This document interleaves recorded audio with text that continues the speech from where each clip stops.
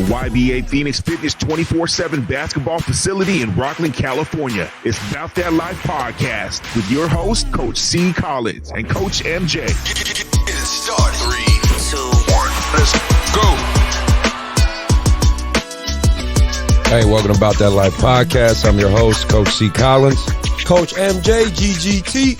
And we're here to talk AAU basketball, life, and everything in between with a little bit of social commentary and some talks about just everything going on in life. Once again, if you're tuning in, thank you. Appreciate it. Thank you guys who've been supporting from day one. The subscribers is going up. The audio side, we hit 25,000 downloads, right? So, you know, we've been around a year and some change. So, you know, really appreciate those. I know I have people who come up to me, especially at these AAU basketball tournaments, like, man, we love what you're doing. Keep speaking the truth. And parents are saying they learned something. Mark, I'm sure you hear the same on your end. So, you know, really appreciate you guys out. If you are here and you're checking us out on the audio side or the YouTube side and you're new to it, please feel free, hit that subscribe and like button. Do the HBO special, help a brother out. We really appreciate it. One small click for you is a big help for us. So, episode 42, right? We keep pushing it along, and we got a really, really good guest for you guys. This man is no stranger to cameras, no stranger to microphones, has been on All the Smoke with Matt Barnes and Steven Jackson. He's a movie director, a screenwriter, a hooper, a social activist. He is, and also a good friend and mentor who I've met along the way, who's been there to help me from day one, and I'll get into that more and more on the show. But without further ado, let me introduce Deon Taylor. All right.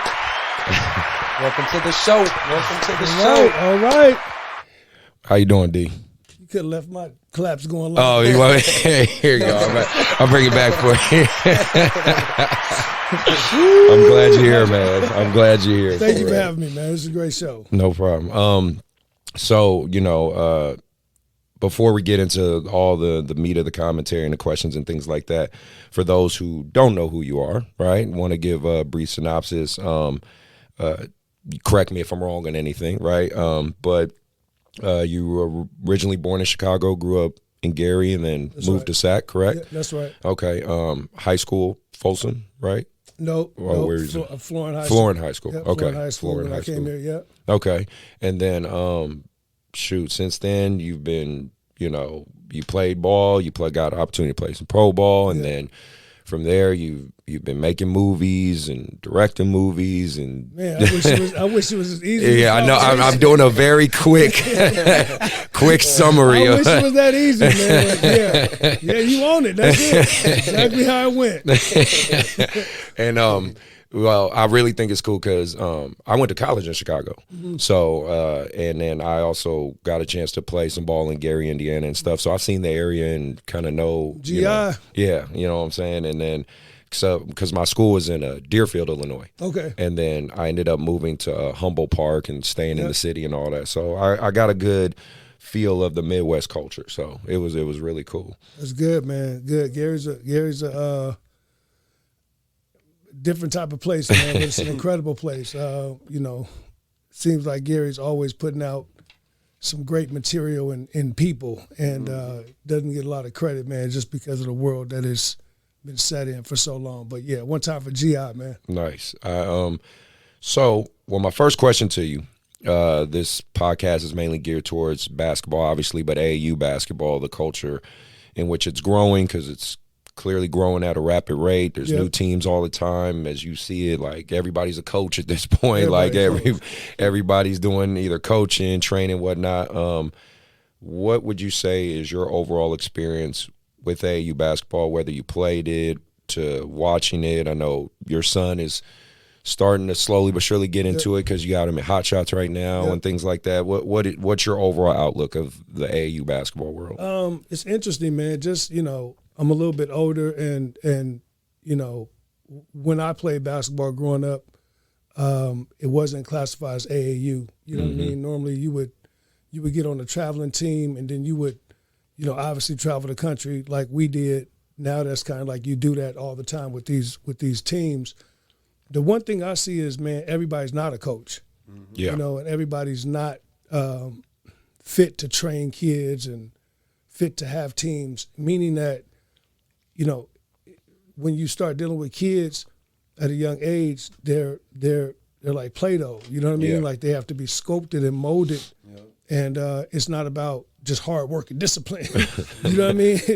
And, you know, do this drill and that drill. A lot of this is mentorship and explaining things and explaining why people are doing things on the court. So I've been able to watch a little bit and be a little bit stingy with my son, just because I played this game for a very long time, my whole life. Yeah. And coming out of Gary, basketball is your life. You know what I mean? So I've been able to play with, you know, some of the best, man. Bobby Joyner, you know, coached me before, and, you know, just real people that understood the game and the philosophy of what it is you're trying to do. And then I've also been on the other side of the coin where you got coach, you like, man, what do you want me to do? Like, you know, or they're just using kids because they're very athletic. Yeah. They could run fast or jump high, and you know that's not the game. Yeah. You know, and you find out that if you don't learn the correct steps, it is a very, very fine line between those that are athletic and gifted to jump to the next league versus those that might not have all those tools but know exactly what to do in the game. Mm-hmm. You know what I mean? Basketball is built on. Let me put it to you this way. They already know who LeBron is, and they already know who Kobe is, right?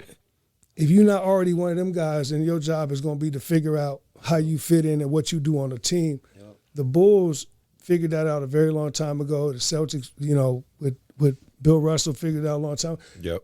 Basketball is played by positions and what you do. It's a team sport. Yep. Can you rebound? Can you box out? Can you get an assist? Can you defend? Can you pass the ball? You know what I mean? Can you hit the shot when you open?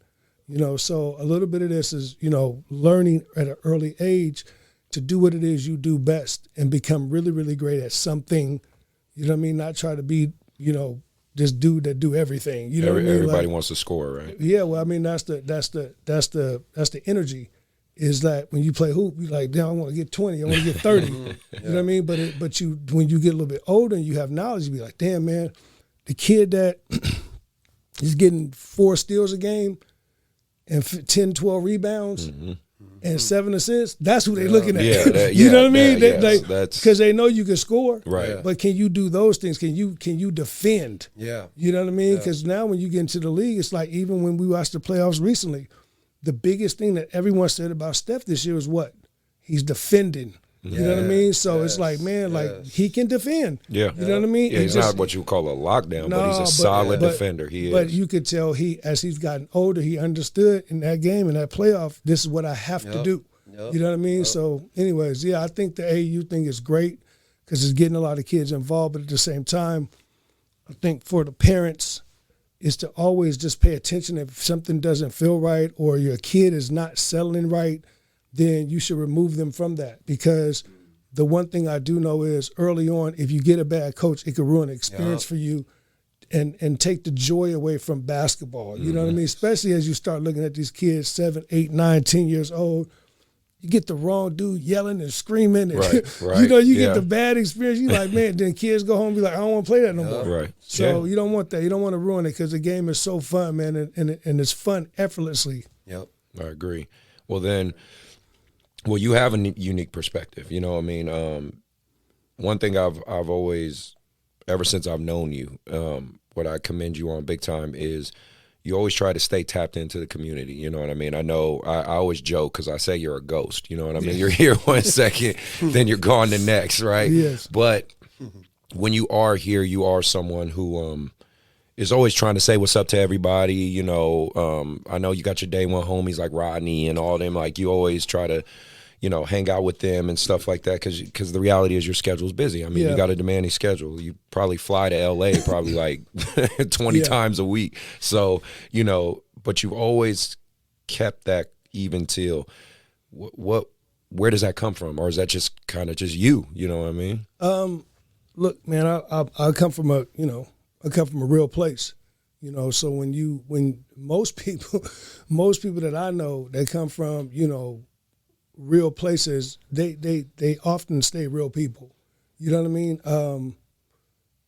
When you grow up, you know, single family home, trying to figure it out, you know, lights been off, feet on the floor, you know what I mean? Like, I mean, we all know what it is, Right. heating your house with the oven. Like, this is a real world. Right. So when you get older and you fight through that and you figure out how to get to the other side of it, you understand that that's real life. Like, in other words, you have to be a real person. You have to stay grounded with real people. And you very quickly understand, if you're in the industry I'm in, that a lot of that is not real. You know what I mean? You'll find that people are interested in what it is you could do for them. It's a lot like life, right? Like, can I get something from you? Can I leverage something from you? You know, Right. People are your friends when they feel like there's something to it. So a lot of that is, you have acquaintance and you meet people and you do that, but you know, you kind of I learned a long time ago, like, man, keep your real world together, because that is what's going to ground you when you make a bunch of money, or when you feel like you blowing up and you hot, you know, or whatever that might be. You could be a rapper, a dancer, Right. even a ball player. You know what I mean? Like, I've met a lot of NBA guys, young kids, you know, I won't say no names, of kids that's first round draft picks, and hey man, you gotta, like, their family gotta put a real structure around them. Mm-hmm. You know what I mean? Because all of a sudden, man, you go from, you know, poverty and being dope at hoop and not really caring about nothing to worth $15-20 million overnight. Now you gotta make life decisions. Yeah, man. Now you are, now all of a sudden you out here and you don't know how to, you know, what who are these people? You know what I mean? And it's the fake love, and it's very hard to see through a lot of this stuff. So a lot of what I try to discipline myself with, man, is just staying grounded, staying around people that I love, staying around family, you know, because as quick as you can get that, it's as quick as it can go away. Yeah. You know what I mean? The one thing that is priceless is your family, man, your mom, your dad, you know, your day one homies that's been there for a long time. And at times, them could go away too. Yeah. You know what I mean? Somebody got the different type of perspective of you. Yeah. You know what I mean? Yeah. You know, but if you're fortunate enough, man, to find friends that'll be around you for your, you know, through hoop and through life, and, you know, you probably start out having 20 friends, then you get down to 10 friends, and then you get a little bit older, you got 5. You know what I mean? Like, and then if you got 5, you're like, damn, we still together. Like, but yeah, that's what life is, man. Good, man. That's what's up. One question I wanted to ask you from, you know, a standpoint of, you know, I know you're a family man, and you know, I have 2 kids, I have a wife, and, you know, of course, I'm not doing what you're doing, but I understand time. Well, I'm learning time management when it comes to how much time. He's younger than both of us. Just so you know. I'm about to be 35 this summer. You know what I'm saying? It's good. But you know, having kids, having a wife, knowing that if I want to commit my time on my craft, whether it's watching film or staying up till late at night or early in the morning to train kids. For you, how have you been when it comes to making sure that everything is good at home, but at the same time, you still put as much effort, you know, that balance, you know, with work and family, to where both worlds are happy, right? Because for me personally, you know, I feel like I play between that line a lot. You know what I'm saying? And I know I'm still young. And again, you know, the wifey has needs, the kids have needs. I also have needs. So how have you been able to keep that balance? That's a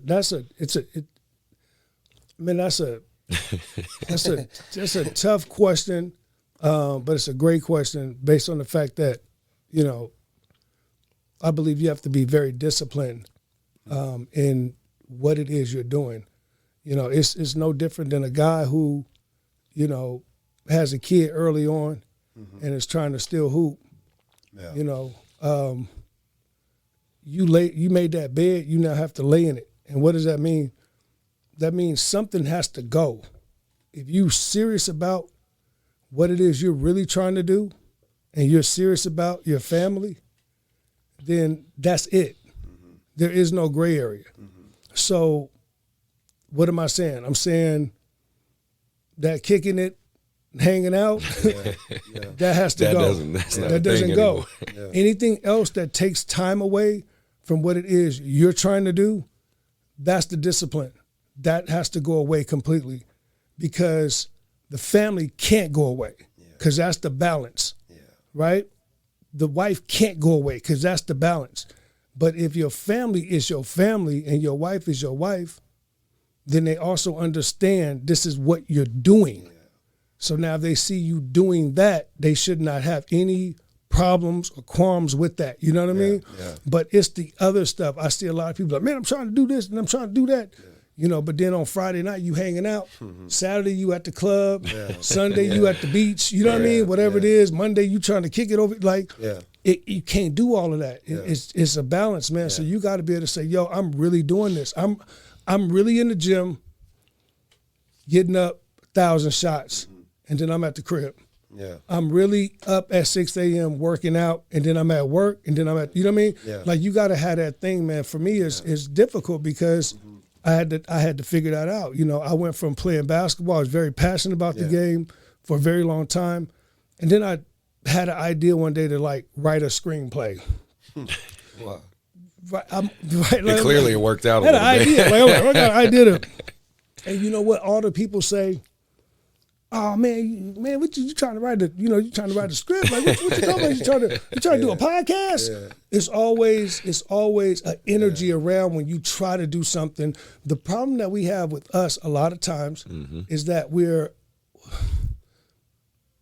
a lot of energy from our culture is not predicate. It does not lend itself to creativity. And that's a big problem. In other words, if a kid says, I have an idea to be a dancer, we go, you know what I mean? If a kid has an idea like, yo, I want to act, right? I want to model. I want to sing, right? What you mean you want to sing? Like, you have to be able to break through that and not be afraid to jump or to take a chance on yourself or what it is, no matter what anyone says. And once you understand that, once you understand you have to be solid with yourself, those same people, those same naysayers or those same people that giggled and laughed, they'll be the first people buying a ticket, right? But a little bit of this is like, you playing hoop, and I remember I was like, man, I got an idea for a movie. What you mean? You got an idea for a movie? I'm like, man, I got this thing, man. But I never realized, like, my whole being, movies had always been escapism for me. Like, I love film. Like, since growing up, like, we go to the movies, we sneak our food in. Like, I'm that dude in high school that could tell you all the movies and recite the films and Love that. Eddie Murphy, whatever, Love Chris Rock, whatever the hell it is, you like, you know it. You know what I mean? All the horror movies. And I didn't realize later that would be a calling for me, which brings me back to something else, which I think we were just talking about, which is sometimes, man, like, understand this game is school for you. Everything that I do now in film that makes me great at it or good at it is because of basketball. Everything.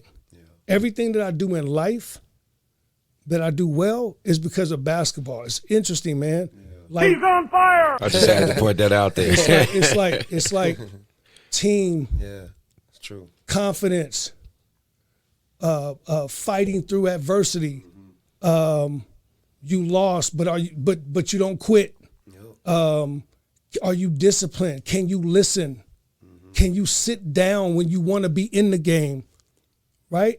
Can you not shoot and pass? You know what I mean? Yeah. Can you rebound and not get 20 points? Like, all those things happen in your brain in the game, and then when you transfer it into real life, you have all those same moments again. You know what I mean? So those moments are everything. That's why basketball is so dope and so fun for young kids to learn. You know what I mean? Like, discipline, man. More than just the game. It's more than the game. Oh man, It's more than the like game. I can't hit enough, like, just the ability to just shut up and listen. Just That's hard for some the kids. ability to just pay attention to what's right in front of you. Yeah. Just to be able to understand that you have to remove yourself and your ego from situations. You think you dope at AAU, you get to college, and now you're not playing your first year. You're not playing your second year. Do you quit? Right? oh man, I'm better than him. Man, I do this. Man, I kill this dude at practice every day. I heard all the stories. You know what I mean? Like, man, he not nowhere but made the coaches love him, right? Or transfer, right? Or the transfer portal now, and that's cool. But what I'm saying is, you see, there's these great stories of kids that took that time, just kept getting better, and they just wait for that one opportunity. And when they get that one opportunity, bam, they there. Exactly. And they show up. You know what I mean? And you got to be that type of guy, man. You got to just be ready for when your opportunity, you cannot get mad. You cannot get upset. Now, obviously, if something is completely wrong and chaotic, then, yeah, you get out of that situation. But that, man, he playing in front of me, that business, like, sometimes, man, you got to just bite it and bear it and then be like, man, as soon as I get the moment, I'm going to jump out here and do what I need to do. But that thing that we're talking about right now is based on life now. Yes. Because now you get into real life and you're trying to get that job or you're trying to go out and create that company and you can't get that loan. Yeah. You know what I mean? Now you like, man, they gave him a loan, they didn't give me a loan. Oh, you know what I mean? Like, no, man, you got to figure out a way around that and now go figure out how to get your money, to get your thing, to build your thing. You know what I mean? So it all just becomes like sequential in terms of how do you think and what are you doing? I love that, man. Well, no, Gems. Yeah, for real. Then you dropping good knowledge. And people need to hear this. Kids need to hear this. Like, parents need to hear this. So it's a great perspective. I wanted to kind of talk to you about just kind of where you're at in life currently. You know, it's got to be surreal to you at some point. You talk to, because, you know, I watched the episode with you and Matt and Steven Jackson and the shout out to Matt Barnes and Stack, shout out to those guys, man. They set the cornerstone for this one. So I watching and hearing you talk that episode, because I don't want to necessarily want you to mimic everything you're saying, but one thing that kind of stood out to me that you briefly talked about, but I didn't know if maybe you want to talk about it a little more, was just your journey, right? Of, you know, how you got to this point. I mean, at this point, you got, you know, you're friends with celebrities, or, you know, at least like you said, associates. You can shoot them a text, right? You know, things like that. That's to go from where you were to now being at that point. Was there anything maybe you didn't say on that show that you want to speak on it about now, like, or any tips or anything that you've learned? Or I just think, look, man, I try to, you know, the me being a filmmaker now is really cool. You know what I mean? Like it's basketball was a freeway that took me to where I am today. And that's why I was just telling you guys earlier, this is a fraternity. Yeah, it is. And I don't know if a lot of people understand that, man. Like, I go everywhere in the world, I meet people that, I'm like, you hoop? I hoop, man. Like, I don't know, man. Like me, the bond I had with Jamie Foxx is because he hoops. Nice. This is real. The bond I have with Tyron Turner is because he hoops. Like, people, it's a world, it's a language. Yeah. Do you know what I mean? Like, absolutely. There's nothing like it. So what happens is if you understand and you meet people along the way, you might not make it to the league, but chances are it's going to get you somewhere that you would have probably not gotten if you really treat it right. Yeah. When I was growing up and we were coming out of Gary, I remember the first time we got to travel and, you know, go to Chicago and, you know, go to Atlanta and go. I was like, damn, looking out the window. You know what I mean? Like, I had never been anywhere. You're right. Basketball did that. Yep. You know what I mean? Then I got older. You get to high school, and I remember then, you know, going on that trip, like the All-American trip, and then being like, damn, this is crazy, being here, being there, Las Vegas, you know what I mean? That tournament, like, wow, this is Vegas? You know what I mean? Just, it allowed me, and then eventually it gave me, it let me punch a ticket to go overseas. Yeah. I never thought about ever going to Europe or any of that. You know what I mean? So now you're like, damn, I'm hooping. I'm in Germany. I'm in Finland. You know what I mean? Damn, this is what Russia looked like.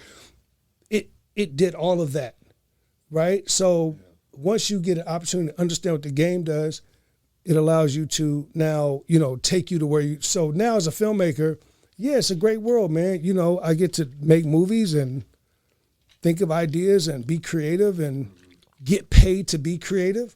But it's a lot of work behind that. It's still a lot of discipline, a lot of hard energy that you got to put into this.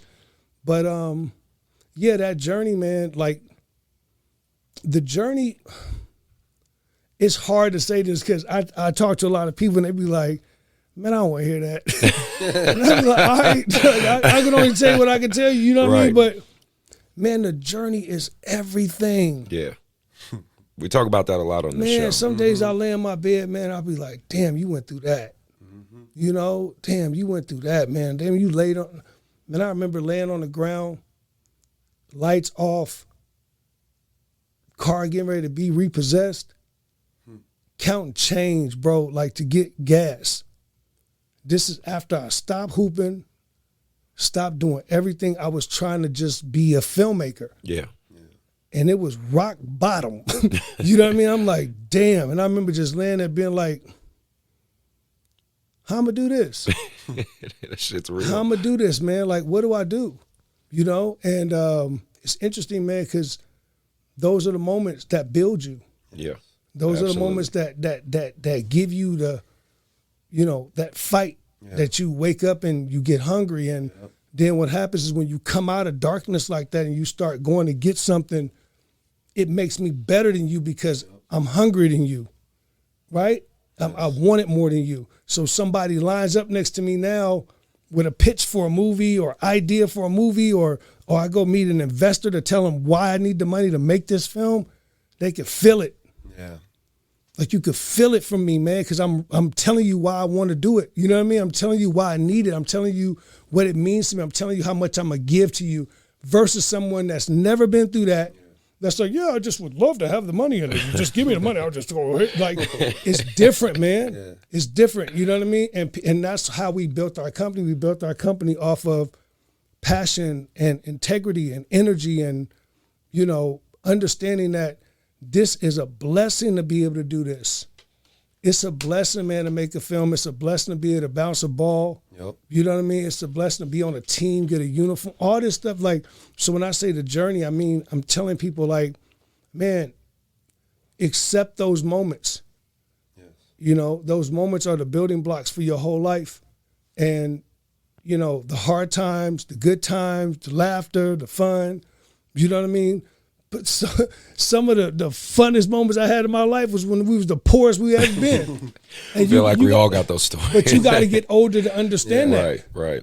You know, I remember like hooping all day and coming to the crib and, you know, you drinking some Kool-Aid and watching peanut butter and jelly. Yeah, but watching the Bulls play with your homies, you know what I mean? Yeah. Like that was the funnest, cracking jokes on each other and you know what I mean? Like it was priceless, those moments. Yeah. Then you get older and it gets complicated, you know what I mean? But that journey, man, like understand that it is everything you want. It is the building block and you cannot jump over steps.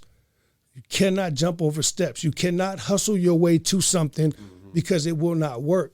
So if the house is not built on a real foundation, it'll fall. Yeah. So a lot of people try to like jump. They say, okay, I got this faulty foundation. I'm not built on nothing. Then they go get some wood from here and some metal from there and this and that. As soon as the wind blow, the house fall down. Yeah. You got to build it from the ground up. So you got to get yourself solid. You got to go through whatever you're going to go through. And this is for life. This is not just for hoop. This is like for real. Yeah. You know what I mean? You see, oh, man, I could play in the NBA. I was gonna tell you some guys, like this young dude was telling me, I was at this gym one time, and this kid was like jumping out the gym. Man, we was like going up and down, dunking. And I said, man, you could hoop, huh? He was like, man, I'm brought business. And I'm like, well, first of all, you pretty good, right? But I'm like, man, I'm 40 plus and I'm still getting buckets on you.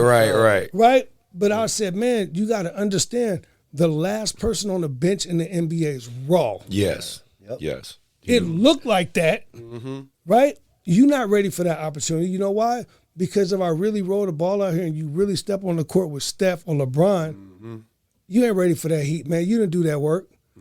And you got to be honest with yourself. Yes. You look at Steph, I was able to go to 3 of the games, finals. And you good out there, man. Get there hour before the game. He out there. And Steph then beat you to the arena.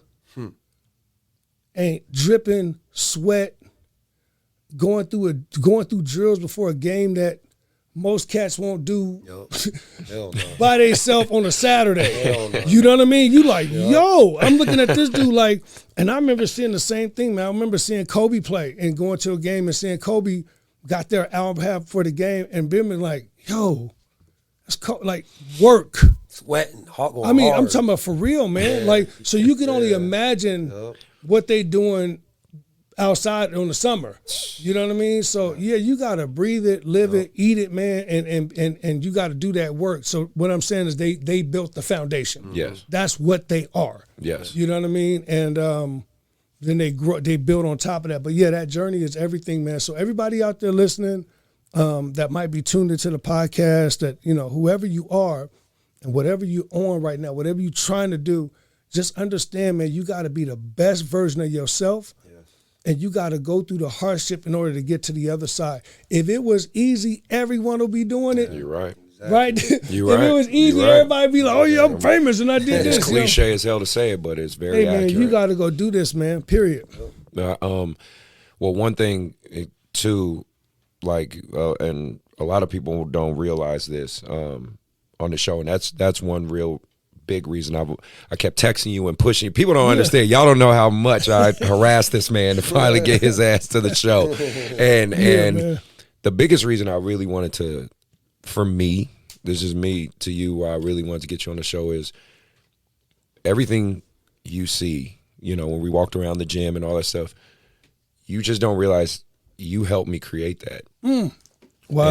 And I don't know if you remember from years ago. Remember when I was first getting Phoenix Fitness off the ground and I was selling T-shirts? Yes. Right? Yes. So, Mark, you know, story time, right? So, you don't know, like, he was one of the first people to buy my shirts, and he bought, like, a bunch of them just to support me. Yeah. Like, he didn't even keep the shirts. Yeah. He just was like, here, Chris, I'm going to pay for these. You keep these. You can give them to other kids and other people. And people don't understand, me selling those shirts is what helped buy the equipment for Phoenix Fitness. Wow. Which then evolved into Here we are. YBA, Phoenix That's Fitness, and what you crazy. see right now. And I never really got a chance, in my opinion, to thank you enough for that. Oh, man. Because, That's dope. like, this is how cool it was. This is how cool he was with me. We were at 24-hour and off of Eureka, you know, hooping like we usually do or whatever in the morning. And the shirts that came in or whatever, and I told him, I said, hey, D, the shirts came in, like, you know, you want to get them? And you were either about to hoop or something. You were like, Chris, just take my ATM and go get the money for this shirt. He gave me his ATM card. I was like, you sure did? It's like, bro, just go. Like, go. And I went to the ATM, pulled out the money for the shirts, and came back, gave him his card, gave him his receipt because I didn't want to think I took anything. It's like, and he was like, he was like, Chris, just give the shirts to some of your kids. And I mean, he bought like, I want to say like 15 shirts, 15 or something like that, which at the time I think I was selling them, I had to sell them for like $30-$35 a piece. So you know, you do the math, and a lot of that money went towards the equipment I bought for when I first had my first corner in Phoenix Fitness. And then the corner grew into this gym you see in front of you. Doing it, man. Yeah, so, it's you throw a rock and it creates a ripple, and the ripple gets bigger. And that's what you're doing and what you guys are doing, man, is incredible, man. No matter how small you might feel like it is, you're doing it. When a whole bunch of people are sitting on the couch talking about doing it. Man, we gonna start that podcast? You know, man, come on, let's get this started. It was like 8 years past. Like, man, we gonna start that podcast? No, man, go. We gonna open that gym. Man, what you're doing is incredible, man. Thank you, man. And it's gonna come at times with a lot of hate. It's gonna come with a lot of animosity. Yep. It's gonna come with a lot of jealousy, because when people actually see people trying to realize their dream, sometimes it breeds darkness. You know what I mean? Yeah. And you have to understand, man, when you are, when you're shining, when you are light, darkness battles light. Yeah. So oftentimes you're going to find that you're in these battles. Yeah. With what you're trying to do. You might be like, man, I ain't really got that much, nothing. You know what I mean? I got this on the wall, man. They don't understand it's the fact that you're doing it. Yeah. And so I just tell you, man, like, keep doing it, man, because this is only the beginning. The podcast gonna get bigger. I'm hoping so. The gyms are gonna get bigger. Yep. The league is gonna get bigger, and then now your job needs to become, what is the business side of all of this? Because what often happens with us, a lot of times, is we're first generation anything,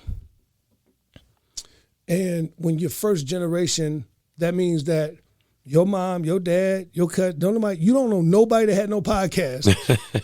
I don't. You don't know nobody that owned no gym. Right. Yeah. I didn't know nobody that was a filmmaker or a director or owned a Right. production company. Most times we didn't have people that own a home. So when I say your first time, that means you have to learn how to do this. And when you learn how to do it, it comes with a lot of falling down and getting back up. Yeah. It comes with a whole lot of like, damn, don't put your hand in there, that's hot. Because a lot of times what happens, Chris, is for us as black people, black and brown people, Yeah. we get one opportunity to do something, and once you lose your money, you're like, I ain't doing that no more. Yeah. Right. But the realness is you got to do it again, because now you just learn what not to do. Yeah. Do you know what I mean? So you can't be scared to do it again. Don't make that mistake, and you'll keep bumping your head. I started this stuff just like you started what you doing. Yeah. Telling people I'm gonna make a film. Got all my friends together. Next thing I know, I was making a movie 17 years ago. And we was like, damn, man, we really shooting a movie. And I remember everybody like, yo, this is crazy. And we was on set shooting, and we finished the movie, and I was like, oh, we did it. And then I was like, all right, now what? So now it's like, oh, now you gotta get distribution. What's that? Right? Oh, that's how you go there? Oh, okay.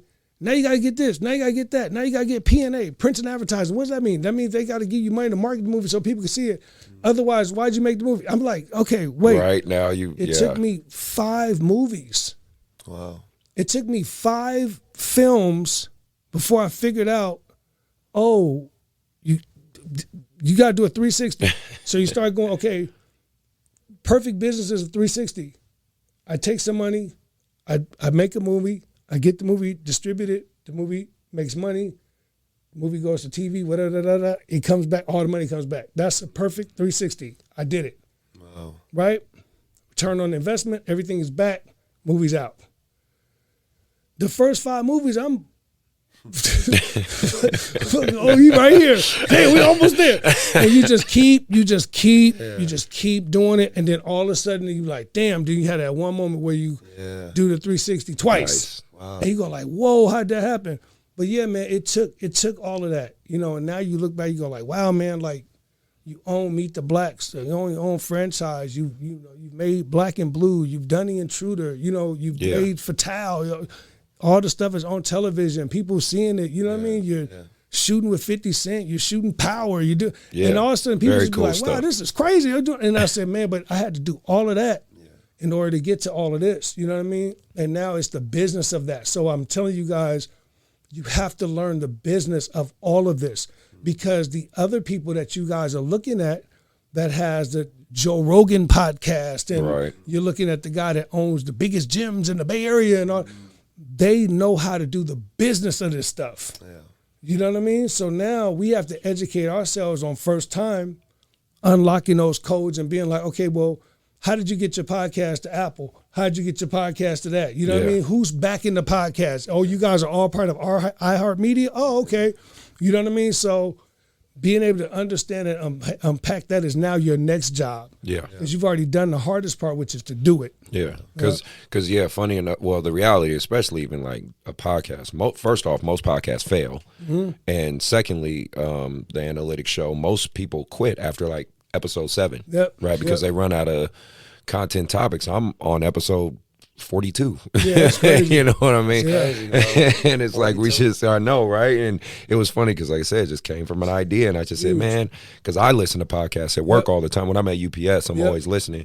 And I was like, man, I think I could do something like this, and I just thought I could do it for AAU because I just feel like there's not enough information out there for parents. And it's an underserved market, and this is great. And once people start figuring out how to tap into this, they get information or ask questions, and then you guys now are feeding a need that people have. You know what I mean? So it's huge. So got basically one more quick question before we move into the NBA stuff. Your son, he's starting to have that passion, that itch for basketball. Wanted you to say how's that being the basketball dad? How do you like that? It's great. My son Noah, man. Shout out to Noah. What's up, baby? Shout out to my son Noah, man. He's 8, and it's great, man. You know, and my littlest one is Aiden. I couldn't write it. Like, it's the first time I never understood. Like, I guess I never knew this existed. You know what I mean? It's been incredible, man, to watch my son go from no interest in none of this to, you know, coming home, throwing his backpack down and going in the backyard and shooting for 2 hours. I'm like, this is crazy. You know what I mean? I'm like, this is, and playing NBA 2K and coming to me like, Dad, how do you unlock Jordan? And I'm like, man, what are you doing? Like, who are you? Like, it's great, man. It's a blessing, man. And look, man, kids are incredible, man. And it's one of those situations, like I said, when you start dealing with these young minds, it's important that you scope them the right way, and it's important that you don't impede on their happiness and their energy and their energetic mood to go do what they're doing. You know, when I grew up, I didn't have my dad in my life, and basketball, you know, I remember all my friends, you know, and we played till the lights, you know, you just out there playing, culture, man. Yeah. Like, wasn't nobody helping us dribble. Wasn't nobody like, you got to do 3 more of these. You know what I mean? Like, if you do this 50 times, you can. Wasn't nobody doing none of that. Trainers, all that stuff. No, it didn't exist. Yeah, just you. Not for us. Just you, the basket, backside of a school, bunch of bugs. You know what I mean? Whatever the hell it is, a heat, whatever that is, and just you falling in love with the game. Yeah. And that's the first thing. That's the first thing. And I'm gonna say that because most of the greatest players, I'm still a gym rat. I'm still in the backyard shooting 200, 300 shots. When you know what I mean? As soon as when I get outside, I'm still that. I'm still at the 24. I love it. Yeah. You know what I mean? Now, when you push them too early and it becomes a business, because you got some kid that's 6'1" and he's 11. Right. You know what I mean? You're like, oh, boy, you got to do this, you got to do that. All of a sudden now, guess what? They don't love it. They just doing it because they can do it. And it's kind of cool, and people are like liking that they're doing it. But then you get to a point to where, that kid might make it to the league and not be good at all because he don't love it. He not working at it. He was gifted and he got to this point. Yeah. There's thousands of kids like that. Yeah. You know what I mean? That just burnt out. Exactly. So part of it is like at the early age, man, that's why I say like the AAU is great, but as a parent, it's also great to take them out of that and let them just be kids still, man. Let them just go hoop by themselves. Let them play with the kids that ain't in the AAU. You know what I mean? Let them go up and down and just have fun with the game because once they love it, they'll do it. What I often suggest, even for a lot of my parents, put your kids in other sports. Yep, that's right. Let them be multi-sport athletes. That's right. They'll make different friends. They'll work different muscle groups. They'll get that, like, you know, and usually at the younger age, the formula is like, you know, football, basketball, baseball, or, you know, track or something like that. But I always tell them, get them in different sports. See how they like it. But I just figured that was cool seeing you being AAU pop. Well, but you're right, because Noah he does football. Yeah. He does karate. He does swim. You know what I mean? He does baseball. So, yeah, a little bit of me is like, man, go do it all, because I was a lock-off player. Like, when I grew up, I played basketball, I played football a little bit, but I was like a diehard hoop. Yeah. And I remember getting in high school and playing baseball for a second. And I remember I talked to a scout from the Detroit Tigers. Nice. And he was like, you sure you don't want to play baseball? Because I went out and I could throw and I could hit. And I could run. I was like, man, I don't play no damn baseball, man. And I look back at that now. I'd be You could have like, made a lot of money. dog, man, like, just the ego and the mind turning stuff off. Right. What you just said, which is like, man, open up your mind. Like, try different things. You know what I mean? They're giving away $700 million in baseball. Yeah. You know what I mean? Like, They don't have salary caps like no, I mean, and it's the same thing. Like kids that's all isolated in football. You know, they might be in the South or, you know, back east. They're like, oh, I'll just do this. Like, man, like look at other things that you might want to do or can do, and you know, be broad. I feel like if you do that early on, it would allow you to become a filmmaker. It would allow you to become, you know, a real estate mogul, right? Because you wouldn't be afraid to try something different. We are always so locked in it. This is what I am. Right. You know what I mean? And I see that a lot with rappers now. Oh, I talk to a lot of kids. I'm like, man, I'm a rapper. And I'm like, man, that's cool. I'm hearing the music. Like, okay, man, yeah, I'm rapping. And then you get to the point to where you got to be like, yo, you are this age and you still ain't made it rapping, right? So, you know, there comes a time where you got to look in the mirror and you got to be like, okay, if this is not working, then what do I do? Maybe you're a better producer. Maybe you could be a manager. Maybe, you know what I mean? Like, damn, maybe you should open up your own record label, get some people popping that way, and then come around the backside and do your music. You know what I mean? You got to always try to figure out how to, you know, it's like the Matrix, move stuff around. And, you know what I mean? Because if this road ain't working, you can't just keep doing that. You know what I mean? The definition of insanity is to keep doing the same exact thing and expect a different result. Absolutely. So sometimes you got to do something completely different. Sometimes you get on the freeway, you're driving fast, and somebody on the car right next to you driving fast, you trying to merge over, both of y'all going fast. You know what I do sometimes when I'm doing that? I just go and just hit the brakes in the fast lane, just go, and then I just get all the way over. Sometimes you got to be that dude. You know what I mean? Like, you know what? You go ahead, I'm going to get on over here. Right. You know what I mean? So I like that's that. a lot like life. Well, my last question before we talk NBA. So funny enough, and I was telling Mark about it earlier. One thing I really like about watching what you do, like on your IG and stuff, you do a lot of good mentorship, especially for guys that are aspiring videographers or filmmakers, things like that.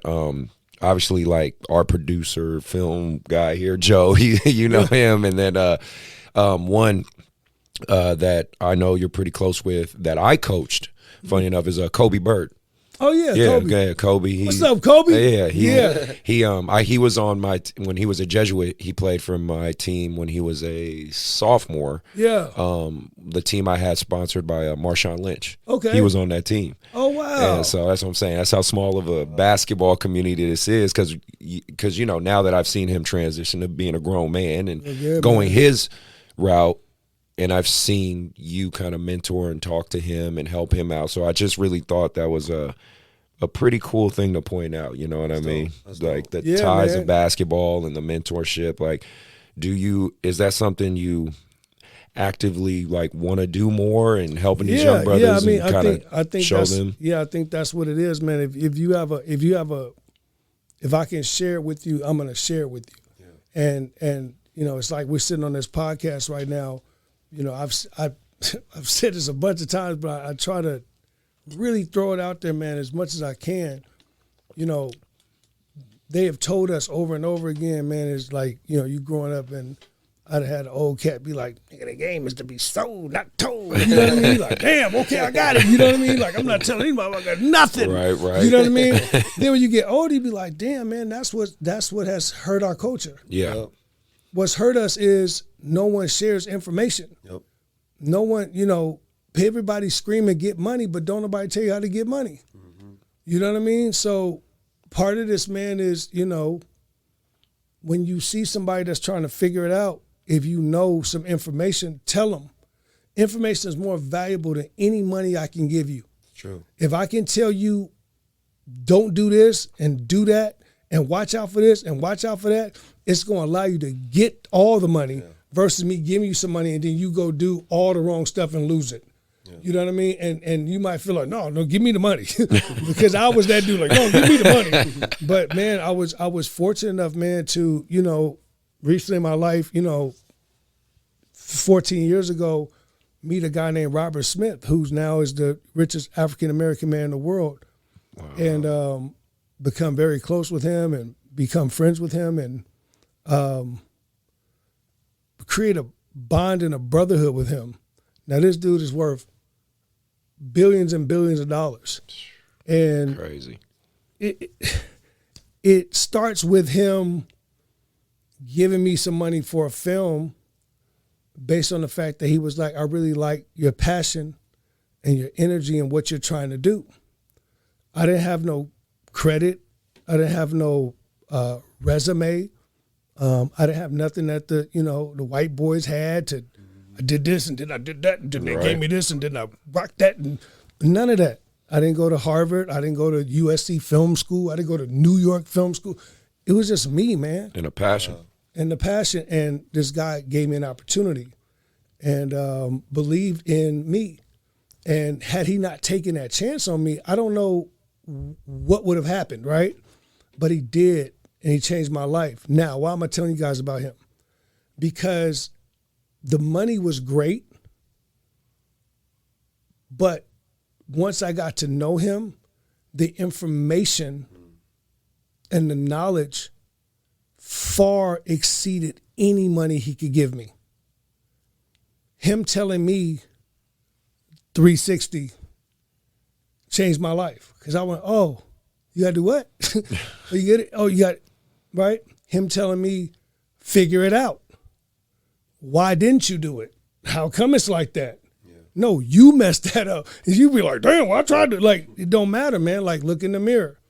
And a lot of that information came from him on the phone. Like, bro, you got to do it this way, man. You can't do that. Nope, you did it wrong. And then you go like, wow, okay. And he allowed me to become what I am now. Wow. You know what I mean? He allowed me to grow into a businessman because there's not a lot of black businessmen because we don't get opportunities, man. We don't get people to invest in us like that. We don't get people to believe in us like that. You know what I mean? And then you watch and you see other people do that past you that don't look like you because they have multiple opportunities. Right. Right? So when I see Kobe or I see little Johan, that's my nephew out there. When I see them kids trying to do it, I'm like, nope, you got to do it like this, man. And you got to be efficient when you do something. Don't nobody care that you didn't have money. Don't nobody care that you were shooting and it was 3 o'clock in the morning, you just got off work. Yeah. The only thing people care about is the final piece of art that you put out. When this podcast goes up, whether you guys like it or not, it is compared to All the Smoke. It's compared to Club Shay Shay. It's compared to Joe Rogan. Why am I saying that? Because it's a podcast. They don't care if somebody's sitting on there that they think is dope. Yeah. They say, why I look like that? Right? Why? How come the sound ain't real good? They don't care about your excuse. They just be like, oh, that one ain't good. Right. Yeah.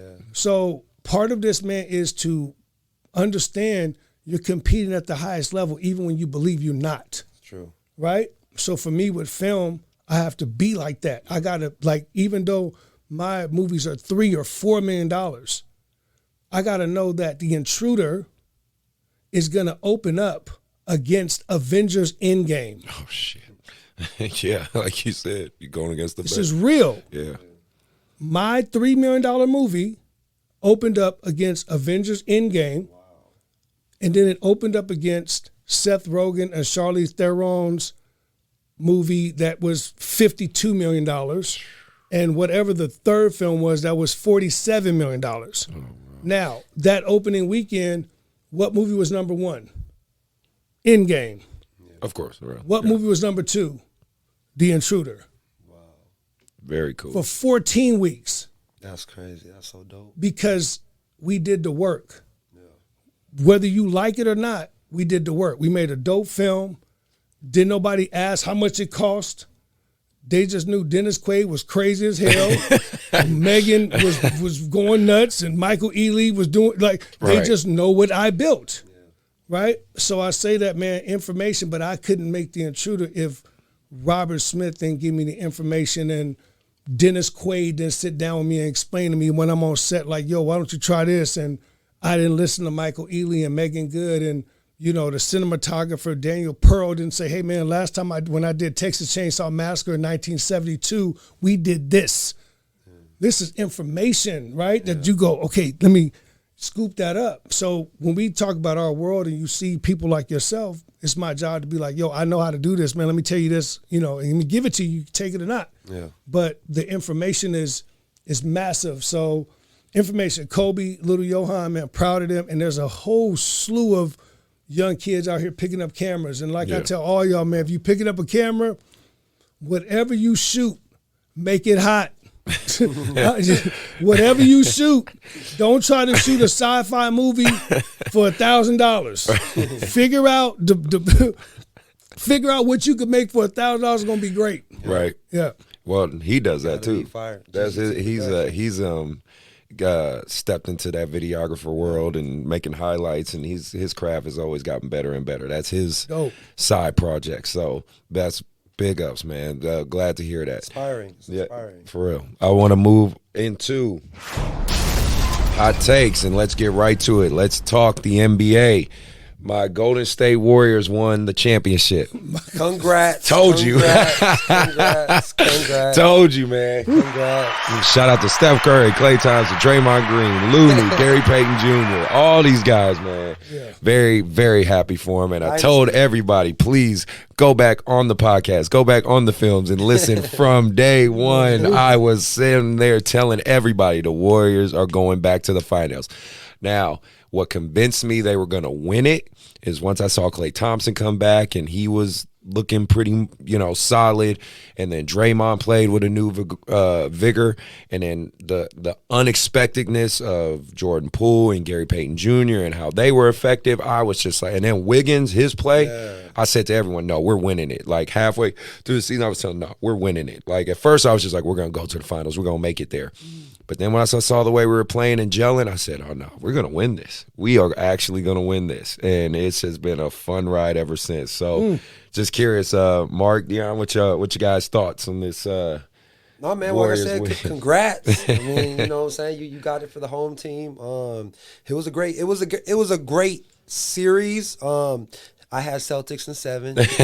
Didn't work out. You know what I'm saying? But like you said, when you were talking about Wiggins, I feel like that's not really – if Curry didn't do what he did statistically and the performances, like I feel like Wiggins, he shut down Jason Tatum. Yes, bro. And that's tough. That's a tough – I mean, Jason Tatum's an amazing He's going to be back. talent. He's gonna be back, absolutely. But Wiggins, he made him work. To the point where he was being passive. Yeah. So I feel like as a defender, if you're able to do that to a player, he was first team all NBA this year. Yeah. So, but he is only 24. So if he really on that Kobe stuff, he'll be back. So we'll see. We'll see. And like you said, you got to go to. I went to one of the finals games. Yeah. I went to the first one and they lost. Ain't that some shit? But but you went to a few.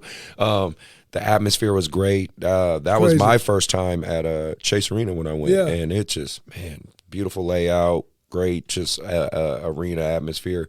But overall, this is a question I got for you guys. Do the Warriors go back again next year? My opinion, yes. But, of course, I'm a super fan. Yeah, look, man, you got to, like I said, I'm a little bit older. I've been watching the game for a long time, man. Anytime – and you can go do the math at home when you guys get done watching the podcast. When you have a core group, just think about this. The greatest teams of all time, they all have a core group. If you think about, and the core group is able to interchange pieces. You think about the Spurs team. Oh, yeah. With Popovich, and then you think about Manu Ginobili, Tim Duncan, Tony Parker, right? Mm-hmm. And then Bowen. Bruce Bowen, yep. Remember that? Yeah. They was always interchangeable. They would always be able to bring in this person or that person. The Bulls, same exact thing. Oh, yeah. They're interchangeable. Paxson for Kerr. Yep. You know what I mean? Randy Brown, Ron Harper, like – they could change, but once you have that core, man, and Golden State has that core, and as long as they have the core, they could always win a championship. Now, here's what else is crazy. If you're a hooper, I was a high flyer when I played. My whole thing was dunking. Yeah. And I could shoot the three and I could dunk on your head, right? When I went overseas, dunk, jump high. When you are a high-flying guard, your life expectancy at hoop is very, very short. Because it's like the Derrick Roses and the When you're right, Westbrooks Ja and Morant, that, yeah. there's not much life there, Yeah. right? What happens is, but if you could transition, so you look at like Chris Paul, not a high flyer. No. You look at Steph Curry, not a high flyer, right? When you look at that core of that team, as long as Steph could run around, Yeah. Oh, yeah. right?